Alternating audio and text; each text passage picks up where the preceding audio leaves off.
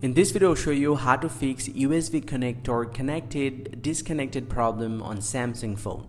So if you're frequently getting the USB connector connected or disconnected problem, then here's the real guide of how you can fix the problem. But before I start the video, if you're new to this channel, please give it a thumbs up and subscribe to my channel because it really helps me out.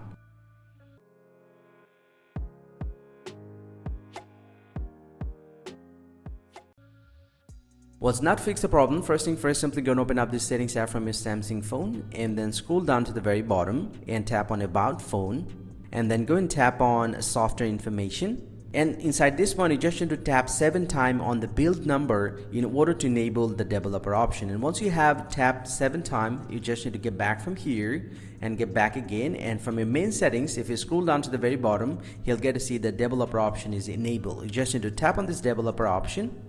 And from this page, you just need to scroll down a little bit and find out the USB debugging, this option. You just need to enable this feature and then tap on OK.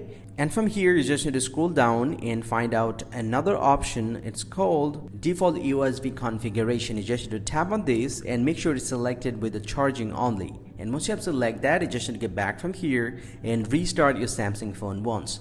And once you've done that, 100% your problem is going to be solved. But if any case, if you still have the same problem, then check out your USB connector. Because sometimes if your USB cable is faulty, then you might have this kind of problem. So just try changing the USB cable and connect it with a different USB cable and check if that fixes your problem or not. Hope one of this process will fix your problem. Hope you find it very helpful, guys. If you do, please drop a like and subscribe to the channel. Or if you have any question, please let me know in the comment section. I'll see you guys around, and thank you very much for watching.